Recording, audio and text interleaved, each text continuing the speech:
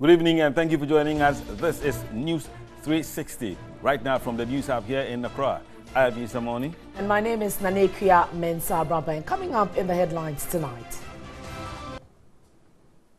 News 360 Headlines is brought to you by Deluxe Paint, Heaven Black Mosquito Coil and Spray, Calipo, and Nido Fortigro. Your love, their future.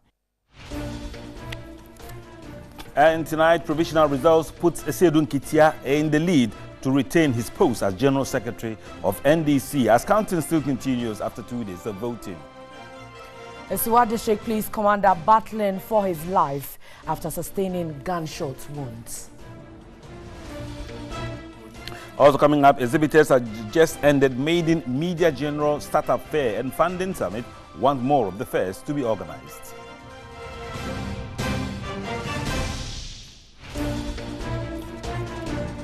And later on Mission Tonight, we will tell you why a nuclear family of 7 in Shai Osudoku district is gradually going into extinction.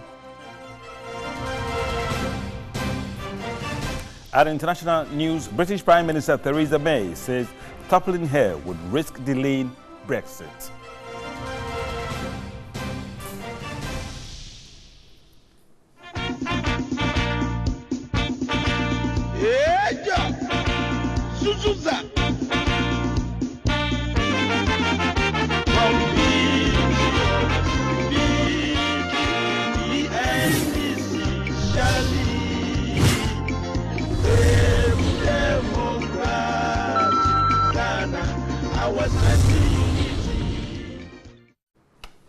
Thank you for staying with us, and as we've been reporting all day from the Dome Trade Fair Center, let's move straight away to the Trade Fair Center in Accra, where our colleague Komla Kluche has been watching whatever has been happening at the NDC Delegate Congress. Komla, if you are with me, come online and tell us what you have gathered so far.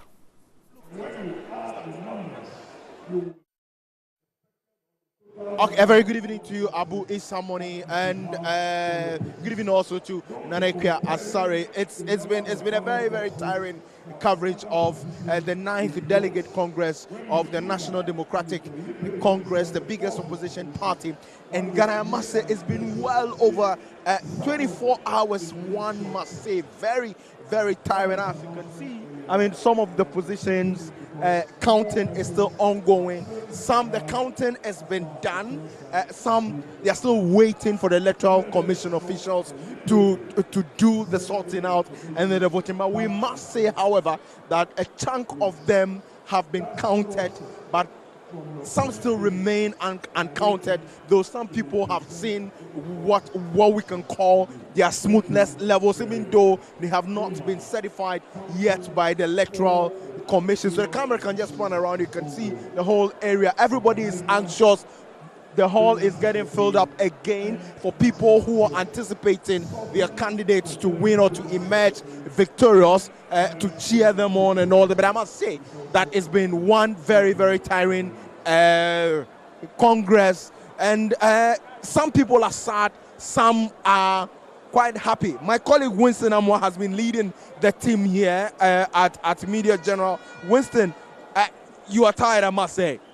Of course, it's been a very hectic, 2 days of Congress here at the Trade Fair Center, trying to find out who becomes national chairman of the NDC as well as the remaining national executive positions. But, Komla, well, like you stated, counting is ongoing. We just heard Kofi Adams talk about how sorting is being done for the vice chairmanship and the deputy general secretary. Surprisingly, I saw Barbara Sawa jubilating, and that would have given the indication that, victory was already certain. Unfortunately, sorting is still ongoing. I don't know what she might have seen. Maybe her sortings have been done and she feels that it's very huge there. And so that's like a done deal for her. But when it comes to the chairmanship race, we're hearing that Samuel Ofosu-Ampofo could become the next chairman of the NDC. I saw him as he walked into the Fantasy Dome, and the party's internal security, that's the Hawks and other groups, the kind of, way they ushered him in, was synonymous with someone, playing his final match in a football game, and it was a guard of honor, sort of. It was a guard of honor for him to get in. I personally got pushed away by the guys just because they wanted to get him in here. We're told that he's the one leading. He's been able to beat Dana Bodakwi. I'm saying that we are told because these are not official figures. These are provisional figures. One of the results that we do know is that of the General Secretary, which we're told that still being counted though. But Kwaku Anyidoho has been counted. He's polled 1,624, 1,625. You and I have seen Kwaku Anyidoho. We have seen his mood, and it's obvious that he has lost the elections. His, his campaign team boys, his campaign team members, they're there with him. And when you see somebody who's lost an elections, and mind you, I have that experience, and so I can tell when you see him, it's more like you have persons around him trying to console him. So that's something that looks like a done deal. You've seen General Mosquito Johnson Asiedu Nketia coming in just to come for the cheers, just to come and say, you know what, I told you I was going to win. That was quite curious, though. I mean, even as we speak, they are still counting his ballot. But he walked in, I mean, with his war regalia. I mean, that's that black smoke with the NDC traditional colors in it and all that, with his bodyguards and all that, amidst cheers and all of that. Shouldn't he have waited a little bit to get to know the results? Well, you can't wait, Kamala, when you're contesting with when you're only two contestants and one becomes a pretender in Kwaku Anyidoho's case. In effect, he was not a contender to General Mosquito. If you're contesting with Kwaku Anyidoho, you've heard the party members when you came in at the time, the kind of applause they gave him when his name was mentioned. And so if you have Kwaku Anyidoho polling 1,624, 25 votes, it's a done deal for Johnson Asiedu Nketia. If I were him, I would come in there and come for the cheers, just like what transpired in the case of Fred Agbenyu and Sami Jemfi, for instance. That was quite shocking, isn't it? Well, it wasn't shocking. You certainly would say it was surprising. And I prefer to say it was surprising because when you have an incumbent deputy national communication officer seeking to become national communication officer because his boss, Solomon Nkansa, has decided to become national organizer of the party, you would expect that he puts in a good fight, and even if he's going to lose, it would be a respectable loss. Unfortunately, that is not what we saw when it comes to Fred Agbenyu. Again, I'd say that Fred Agbenyu has become a pretender. So there was only one contender in there. He was nowhere near the, Sami Jemfi. Sami Jemfi won by almost 80% of the votes, and that's, that's a massive endorsement from the party's delegates. Johnson Asiedu Nketia has got the same endorsement. We do not know the figures from the position of national chairman. We know, but we're told that Ofosampafo is one. And the way he walked in and the guard of honor you have suggests that there are also indications that the national organizer has gone to Yaboatin Jan. That's what I am hearing. I mean, I cannot say because the Electoral Commission is yet to actually officially declare that. But if that is the case, the crop of old guys, if I have to say, who are joining or coming back into it now, what does it mean for the NDC? Before I get to say what it means for the NDC, I'm also told that Joshua Kamba has won as national organizer of the NDC. And so that only gets to suggest that when it comes to the position of national organizer, there's no certainty as to who has won. Now, what does this mean for the NDC? You probably might have heard that audio, that video actually, where Johnson Asiedu Nketia said new people came into the party executive body, and those new persons who came in there were the reasons why the party lost the elections. And so if you have the likes of Yaboatin Jan, who led the NDC into the 2012 general elections and they were victorious, coming back, it only would bode well for the NDC. It would give you the impression that the NDC means business. And if a party means business, the party would want to put its best foot forward. I'm not certain whether Yaboatin Jan has won, so I probably would, yes, make, yes. So I will making conditional analysis. But, so my analysis will be but contingent. let's go back to the General Secretary. Kwaku Anyidoho versus Johnson Asiedu Nketia. Let's do the analysis. I mean, Kwaku Anyidoho out of the national executive of the NDC going into 2020.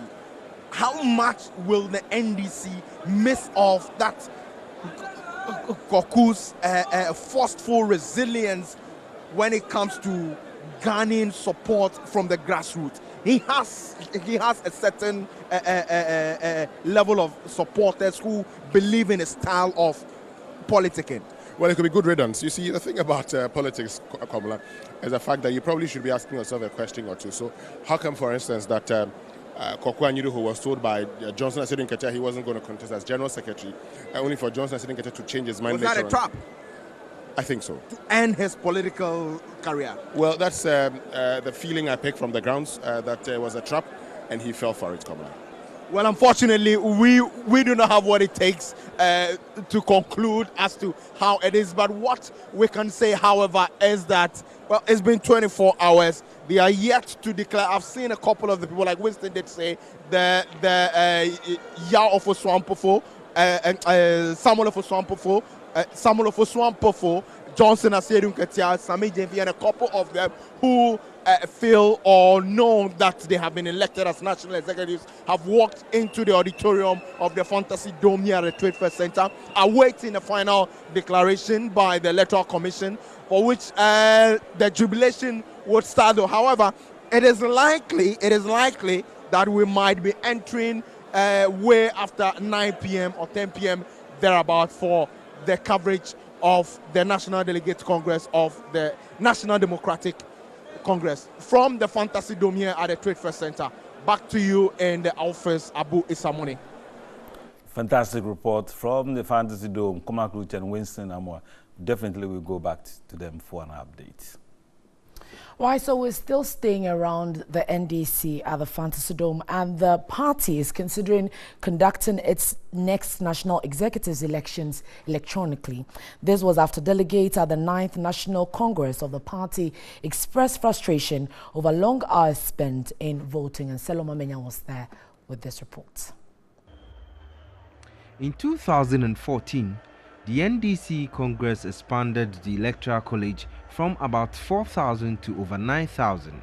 Delegates at the 9th Delegate Congress in Accra were frustrated after the snail-paced voting process caused anxiety amongst them. Many condemned the process, which lasted close to 16 hours, describing it as rather torturous after only 7 polling booths were created for the over 9,000 delegates. When you are having a program of such nature, some of these setbacks definitely will happen. But I'm really happy with my fellow delegates. They have been patient because of the love and the fact that they want to achieve something for the party. They've endured the hardship and the setbacks that they have gone through. There were also claims that delegates from the Bron and Halfo region were made to vote late as a way of intimidating the delegates who many suspect will vote for Johnson Asedun Ketia. Incumbent General Secretary Johnson Asedun Ketia, who is seeking re-election's campaign coordinator Alhaji Mohammed Kweku Doku, corroborated the intimidation of their supporters. Yes, they were intimidated, but you can't say it's deliberate. Looking at the huge number of people that this Congress handled, if you are somebody who have worked as a party leader before, yes, to the bystander, you say that is deliberate. Thus, Greater Accra Regional Chairman of the NDC, Adekoka, insisted the use of electronic voting is long overdue. These days, with our mobile phones, we can just press the knob and then we are home and dry. We should modernize election. This paperwork is too long. This has dragged on because we have 65 people contesting. Some positions are 18, 19. It's a lot and it takes time. So we need to revisit all these things. Former sports minister and member of the NDC, Elvis Efie Ankra, explains the choice of the Fantasy Dome as venue. Unfortunately, because of the various renovations and the tournaments going on, we couldn't get any stadium. We thought that we could do it at Gomwa. Again, that was a challenge because all the 4 different dates that we gave them were dates that had already been booked. Per our constitution, this Congress had to happen before the end of this year. And linked to that, the presidential flag bearership, which has to happen before the 7th of December. Well, apart from the main event happening in the Fantasy, that is the voted, let's look at things happening inside Fantasy Dome. And a simple directive to delegates of the National Democratic Congress not to send food inside the auditorium of the Fantasy Dome at the Trade Fair Center in Accra could not be adhered to. After spending nearly 24 hours in the auditorium, the over 9,000 delegates had indiscriminately littered the place with leftover food, used food packs, as well as plastic water and soft drink bottles. As of Sunday morning, when voting for the national executives entered second day, the arena had been left messy, posing health hazard to the delegates and observers who were in a last-minute lap to bring the curtain down on the 9th National Delegate Congress of the NDC. It was a simple instruction from party leadership that no food be sent into the auditorium of the Fantasy Dome at the Trade Fair Center. But that did not go down well with delegates to comply. Clearly, the Greater Accra Regional Chairman of the NDC, Adekoka, was unhappy about the messy situation inside of the 15,000 capacity auditorium, but he was helpless, adding, in the circumstance, there is nothing the party can do. We told them nobody should bring food inside, and they didn't listen. And you couldn't move everybody outside to clean it. I mean, we were voting. We voted throughout the whole night. So how can you clear these things? We have to live with it for the moment. It's the hazards of life. His only hope is for those tasked to clean the place to restore it to its original state. While let's now focus on security at the Congress, though the Ghana Police Service detained personnel to maintain law and order at the 9th NDC Delegates Congress in Accra, party vigilante groups like the Azoka Boys and the Hawks had constituted themselves into security guards. The event was, however, without clashes with police personnel.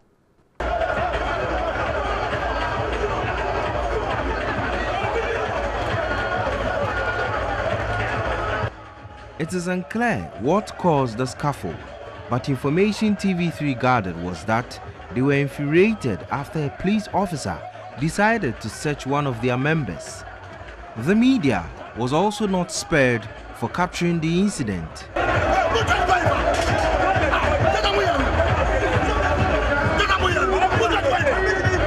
Some also accused the government of recruiting party boys into the police service, a move they are not comfortable with. This brings into fore concerns by many that if care is not taken, political vigilante groups will grow to become monsters we cannot deal with as a nation. The ruling government is still grappling to tame its vigilante groups who have held the country hostage at different times. The police officers were fully armed and ready to provide security, but the Azoka Boys and the Hawks were also on hand. A move the party has defended, saying it is an internal arrangement. The new breed of venomous vigilante groups, the Hawks, were groomed by a former Deputy Ashanti Regional Minister, Joseph Yamin.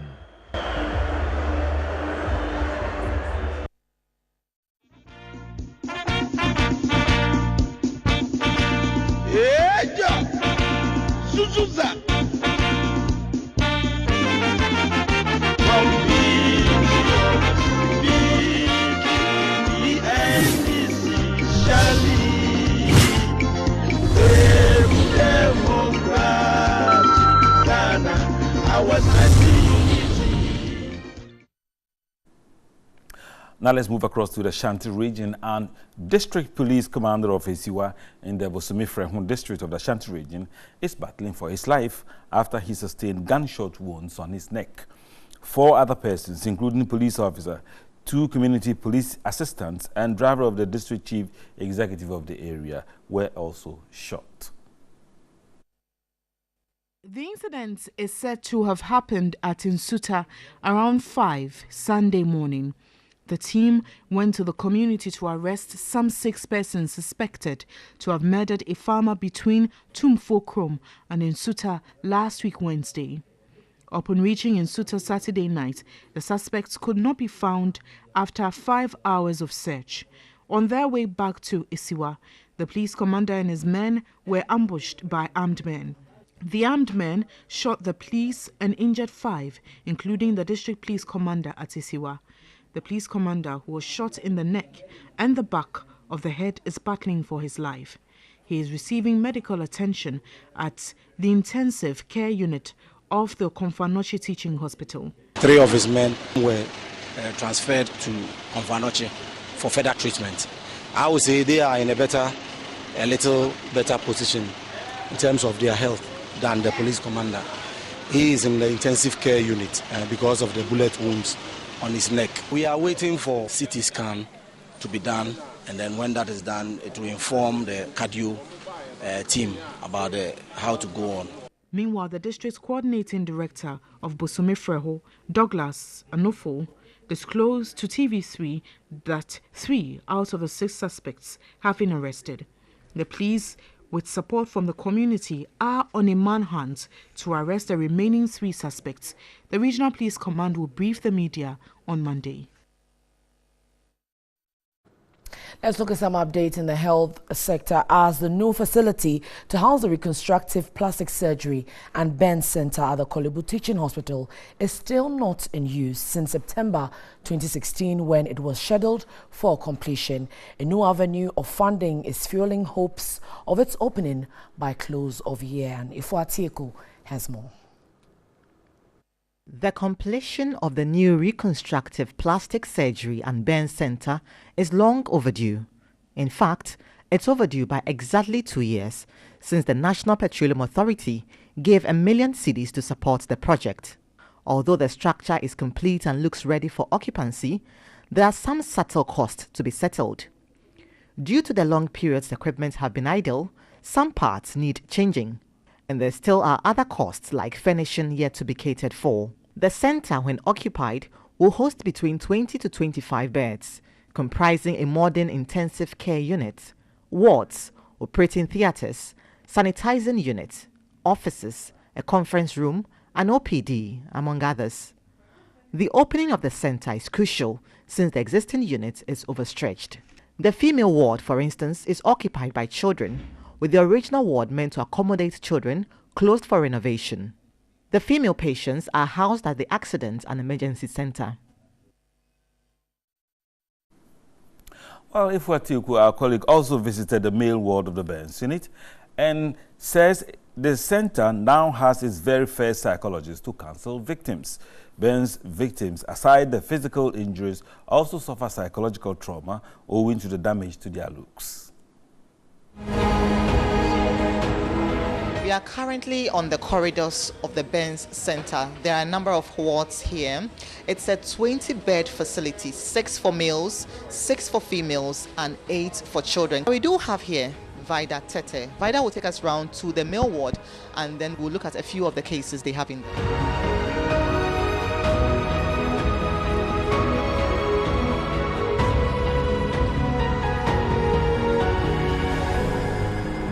Tell us about the kind of conditions we have in here. We have people coming with burns as a result of hot water, some as gas explosions. They come in many forms. On the average, how long do they come in and stay? Some come within 1 month, they will be fine. He's been here for about 3-4 months. The last patient over there is within his first month, so it depends on the state of the patient. What about their psychological state? That's also quite important. You have the hospital psychologists around. That also comes around to talk to them, to psych them up. I have with me Alex. Alex has been here for close to 2 months. He came here with electrical burn. Tell us your story. We actually went to a customer's house to fix a problem. And we are internet providers. So we deal with internet dish with a 36 feet long pole, galvanized pole.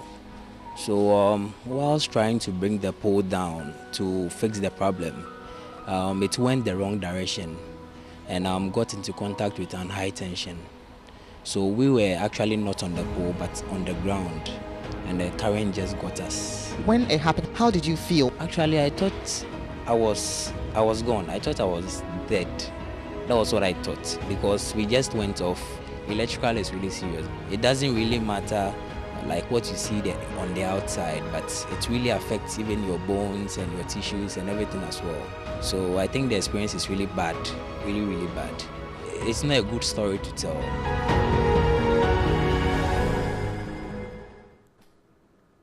Well, let's now take some tips from Dr. Opokuwari Ampoma, the Director of Plastic Surgery Burn Center at the Korle Bu Teaching Hospital, on chemical burns. In the case of chemical burns, okay, it's especially important that you irrigate the burn or wash off the chemical as quickly as possible with water. So just keep washing, keep washing.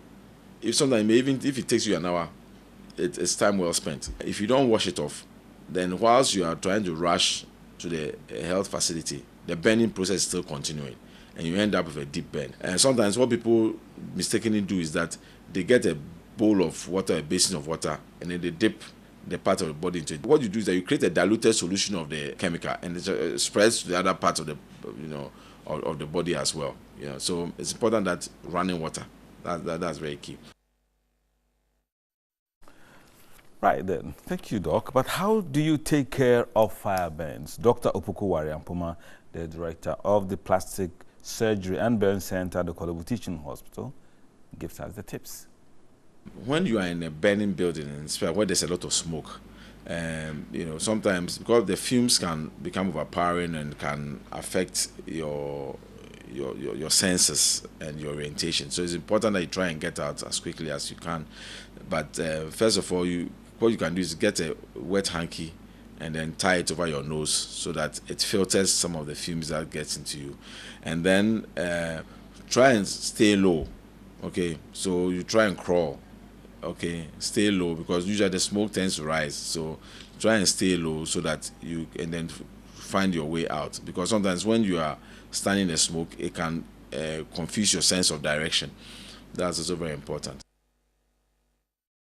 Well, so remember to keep those tips in your palms. But you're watching News 360 right here, coming to you from the News Hub. Let's now look at the forecast figures for the next 24 hours. The Weather Report segment is brought to you by RMG Ghana Limited. Agriculture on sustainable basis.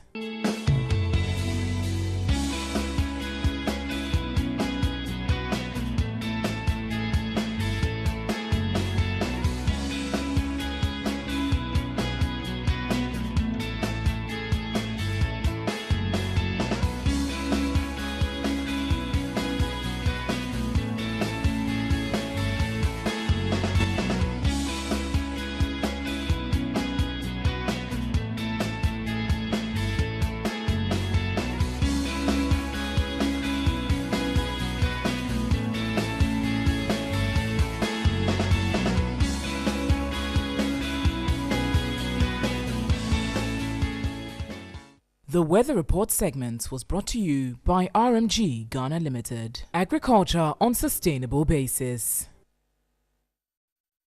You're watching News 360, and let's look at some stories that are still to come. Exhibitors at just ended Maiden Media General Starter Fair and Funding Summits want more of the fairs to be organized. And in Mission will tell you why a nuclear family of 7 in Ishai Osudoku district is gradually going into extinction.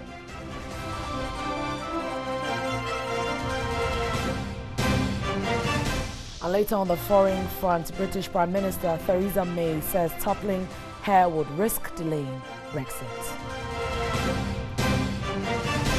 We'll return shortly with Mission.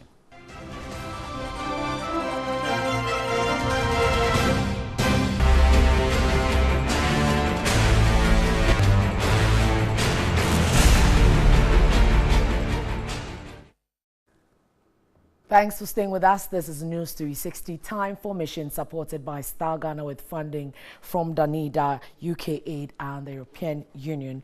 Now, a nuclear family of 7 in a community in the Shai Osudoku district is gradually going into extinction due to the contraction of human immune virus, HIV. Surviving family members are struggling to battle the constant societal stigma. Persons living with HIV and AIDS are often stigmatized and rejected by families. This treatment has subjected most persons living with the syndrome to become socially maladjusted.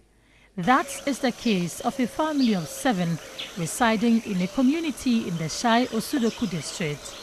I embarked on a 2-hour journey covering about 35 kilometers to visit this family.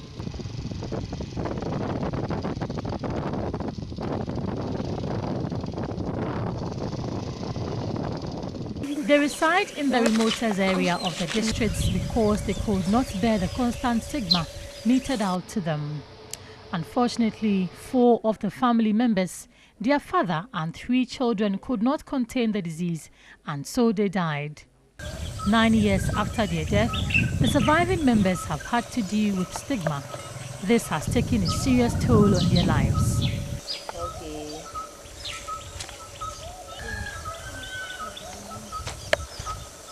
The 2 siblings, Araba and Jennifer, for instance, have been able to stand the storm after they were introduced to antiretroviral medicine by an orphanage that adopted them after the demise of the 4 family members. The 2, who have lived with the virus for more than 10 years, are the only hope of their ailing mother. They are fortunate to be enrolled in a public basic school, but the stigma meted out to them by their colleagues leaves small to be desired. Some people hate me in our class and some don't hate me. So if I'm going to play with those who hate me, I'm not allowed to play with them because of some sickness is with me. That's why they don't like me to get closer to them. If I report them to the teachers, I don't know what the teachers will do to them. And I said to them that whatever they are doing to me.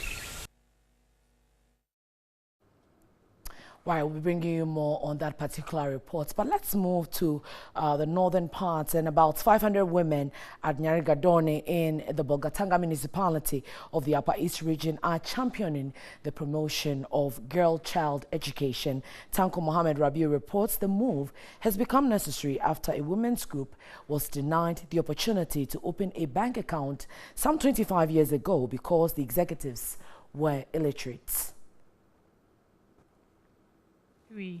A group of women headed by uneducated executives were prevented from opening and operating a bank account aimed at ensuring the betterment of their lives. They felt humiliated by the development and resolved to champion girl-child education. In achieving this objective, the women, with the help of some men in the community, constructed a female-based school with the little resources they accrued from their basket weaving business. The women also initiated the construction of Teachers Bungalow. 25 years on, 300 girls who earlier enrolled in the school have successfully made it to the university. Atanga Laurentia and Aguni Eva are graduates of Nyarigadone Girls JHS. Girl-child education here is more important, but there is a saying that if you educate a girl, you educate the whole nation, but if you educate a man, you educate one person. But our mothers, they are trying their possible best to send we the girls to school so that we'll become somebody in the near future. Some of the women who started the educational project expressed their joy, but the school now faces some challenges. The kindergarten and primary blocks since their establishment have not been given any facelift. Most of the classrooms are now overcrowded, with girls learning on the floor, making teaching and learning difficult for both pupils and teachers. Parents buy more than one school uniform within a term because of conditions pupils face. A center to aid the learning of ICT in the school has become a white elephant due to lack of electricity to power the computers. The women's group is also targeting the establishment of a technical and vocational training center to provide skills training for boys and girls who cannot further the education after completing JHS and SHS.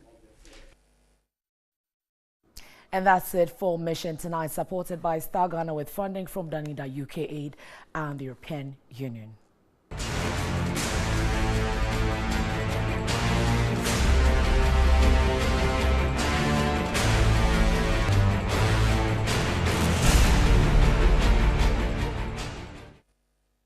Welcome back. Let's do some more stories on NEWS360. And exhibitors of the Maiden Media General Startup Fair and Funding Summit are asking for more of the fairs to be organized. The two-day fair closed on November 17 at the Aviation Social Center in Accra, with over 50 exhibitors taking part. After hosting over 200 startups since the Mover segment was introduced on TV3's Business Focus, not only has it won awards for its dedication and commitment to grow startups, but has also come to appreciate the challenges startups face. As a result, Media General came up with the Startup Fair and Funding Summit to assist these startups find solutions to some of the problems facing startups. The fair opened on November 16 at the Aviation Social Center. We have partnered businesses, and we've been advocates for hundreds of startups that have blossomed to become full-grown businesses over the years. You know, we do this because we believe, as a responsible business, that when the ecosystem of businesses expand, our own business also grows. Which is why we are relentless in our quest to develop programs and initiatives that create sustained value for our audience and clients. Maslock is being resourced with over 200 million to support SMEs and small enterprises. And I'm sure next year you see a different Maslock.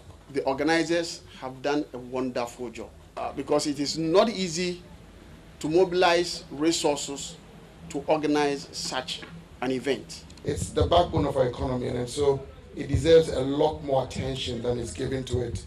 And so, Media General, thank you very much.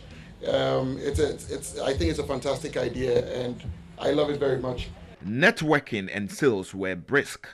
Exhibitors were given the opportunity to promote their business on TV3, 3FM, Onua FM, and other Media General platforms. Everything is going on well and everything is cool. People are coming by. On day 2 of the fair, some of the exhibitors pitched their business ideas to win funding for their ventures. To bump into him in an elevator, how are you going to make those seconds count? Right? And so you have to know the type of pitches you're creating, then the type of individuals or people you're pitching to, and of course, in this case, the type of companies you're pitching to. It's so important because you will pitch the wrong company and the person will not be interested in talking to you because I'm a private equity fund. Private equity are the $3 million, $5 million, $1 billion kind of. One startup will be selected for funding. Already, some of the startups have booked appointments to meet the CEO of Maslock for possible funding. Some of the exhibitors assess the fair. We are just spreading our tentacles. So this will actually be a platform for us to just showcase what we have. We sell fresh yogurt, and fresh yogurt we actually have 2 flavors. We have vanilla and we also have strawberry. Right now, some people are giving me their contact number. So after this one, I'll call them out, and then that will take it from there. The networking starts from here. The funding summit was perfect. I've learned a lot. I know who to go to, who to talk to, how to even pitch my business. I thought I knew how to pitch, but I know I've learned some more. So, there was the good and the bad. So next time, just do the crowd pulling to the place, and then we're good to go. Well, exciting times ahead for the MG Fair and Funding Summit. But let's move away from Ghana to some other African countries, specifically Somalia, where the effects of war on Somalia is still deafening as millions of inhabitants have been forced out of their homes since 1991. Peter Kwadato reports as many as 1,349 internally displaced camps are spread around the Somali capital, Mogadishu, full of women and children without access to social amenities.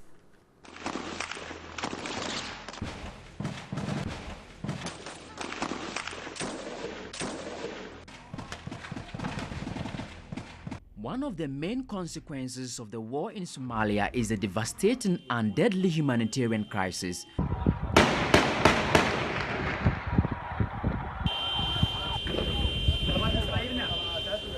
This is where you will see a problem. Why this suffering? You look at the children and nothing to eat, nowhere to sleep, always running, always dying. This type of situation must stop, and nobody can stop it except us. This is the Arama internally displaced camp located in the Nekele community west of Mogadishu. It hosts over 700 households, mostly women and children. Each household has an average of 5 members. Apart from water, these internally displaced people have little or no access to food. They are eating one time. We have morning, we eating. We have an afternoon eating, and we need this school. We need this and health. Journalists from Ghana and Nigeria on a field visit to Amisom were exposed to the harsh realities at the Arama IDP camp. Here, women and children were exposed to sexual and gender-based violence and abuse. Some crime, 11 years old girl is a crime, so we must all observe the law.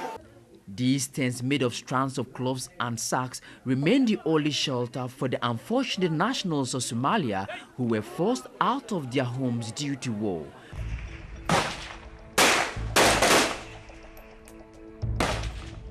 Most of the IDPs came from communities in Lower Hishabele, one of the 6 states of Somalia which is miles away from Mogadishu. Statistics available to the African Union Mission in Somalia, AMISOM, showed as many as 1,349 internally displaced camps in and around the capital Mogadishu alone as at December 2017. United Nations High Commissioner of Refugees report on the Somalia situation in 2017 estimated 1.5 million people were internally displaced, with nearly 900,000 being refugees in nearby countries. The Internal Displacement Monitoring Center, an arm of the Norwegian Refugee Council, specialized in data and analysis on internal displacement, recorded 341,000 new IDP camps in Somalia between January and June this year. We are asking the crime leaders, the religious leaders, please, it is our duty. These statistics, experts argue, must be warning signals for the rest of Africa, especially countries where political intolerance is still rife. That's Peter Kwadator's report from Somalia. Peter is back, and those gunshots nearly scared me. I decked a little. Trying to touch. You're watching News 360. We'll return shortly with sports.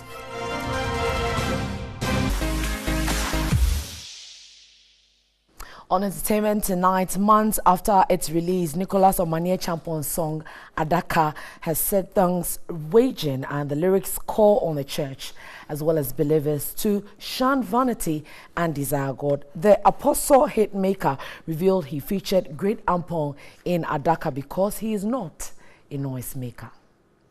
And I'm going soba, eba. And I'm going soba, and I'm going soba, eba. And I'm going soba,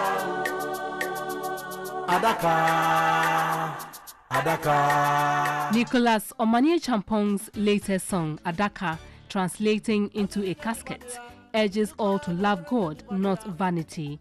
The lyrics call on believers to eschew tendencies that draw man away from God. The prolific composer feels strongly about men of God leading the flock astray with prosperity gospel, asking them to focus on Christ. Come, and if you want the fruit of womb, I will let you have it. If you want money, come, I will let you have it. It's like the focus is missing. We are pursuing God with material motives, which is very wrong. And this Adaka song is in to tell everybody, whether you like it or not, the Adaka is on its way. And I'm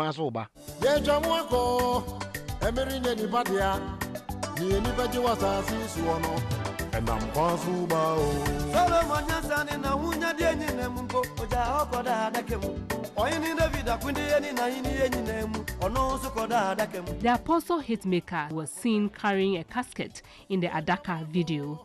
Contrary to claims that the gesture is an unnecessary gimmick, the singer argued he was directed by God.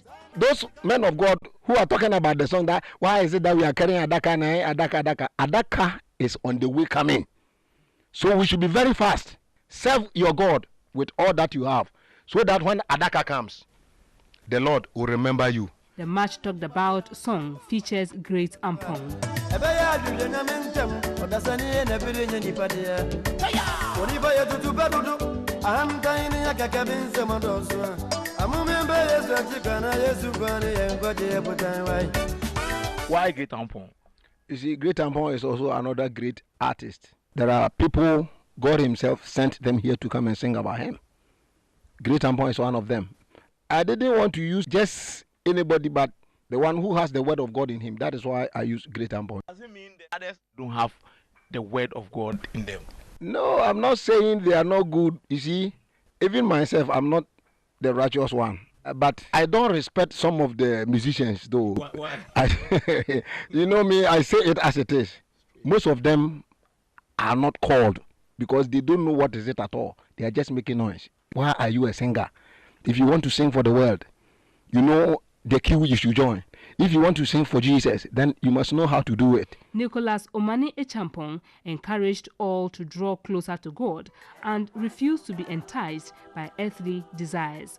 Adaka will be launched in December 2018. And I'm going soba, eba. And I'm going soba, and I'm going soba, eba. And I'm going soba, Adaka. It's a topic most people would like to avoid. I'm sure if you see your Adaka arriving, you will run the other way, in the opposite direction. Anyway, you're watching News 360, some more entertainment news. Former First Lady Nakoedo Rawlings turned 70 years on November 17. Watch former President Jerry Rawlings, a.k.a. Papa J, and his lady show off some dancing skills at her 70th birthday bash. Papa J!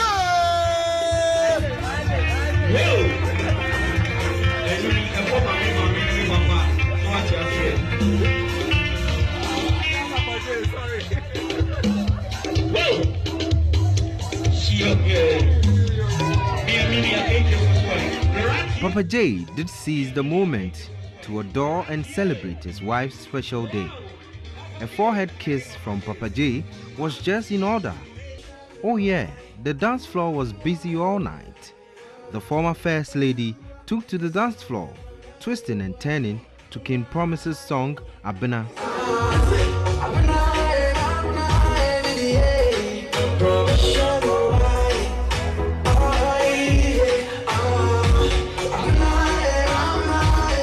Only one thing can make Papa J deliver a speech in record time and exit the NDC's Delegate Congress, and that is the longing to be with his wife.